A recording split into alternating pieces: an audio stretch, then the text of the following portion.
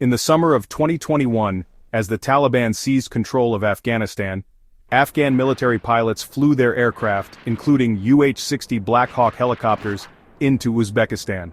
This left the aircraft in geopolitical limbo. The pilots symbolized the chaotic U.S. withdrawal. It raised questions about the fate of military hardware. Uzbekistan faced a diplomatic challenge with these aircraft.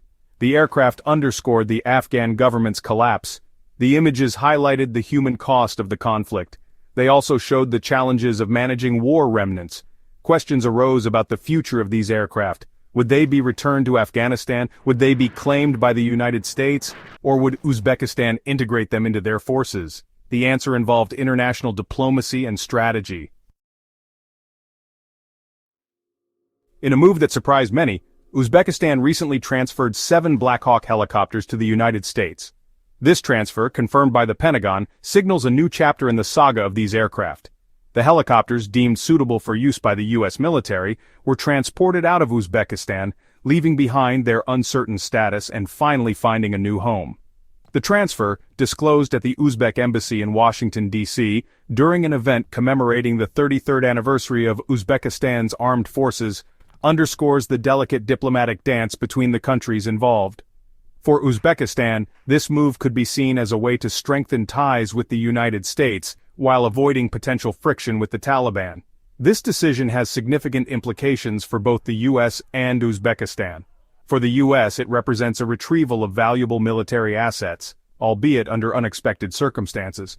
For Uzbekistan, it reinforces its stance as a key player in regional security and a partner willing to cooperate with the U.S. on sensitive issues. This transfer also raises questions about the fate of the remaining Afghan aircraft in Uzbekistan. Will they too be transferred to the U.S., or will they remain in Uzbekistan?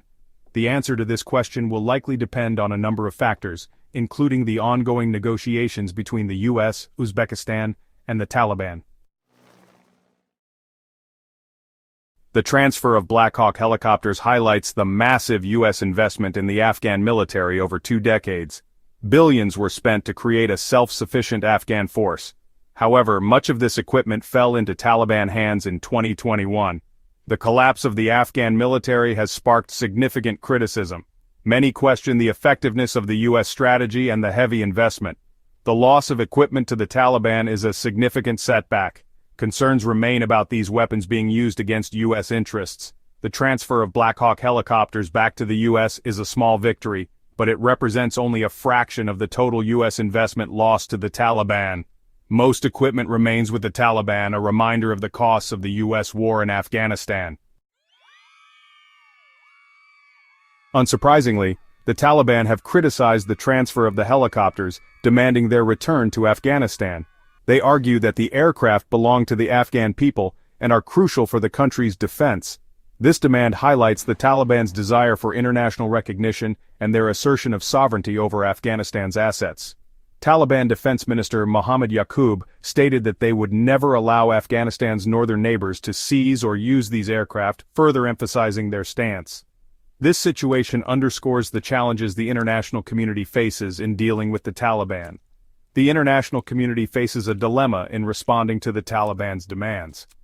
On the one hand, there is a desire to prevent the Taliban from acquiring advanced military equipment that could be used to suppress human rights or support terrorism. On the other hand, there is a need to engage with the Taliban to address the humanitarian crisis in Afghanistan. The transfer of the helicopters to the U.S. highlights the complex and often contradictory nature of international relations. It also underscores the long-term challenges of managing the aftermath of the U.S. withdrawal from Afghanistan. The international community must find a way to balance competing interests and priorities in order to promote stability and security in the region.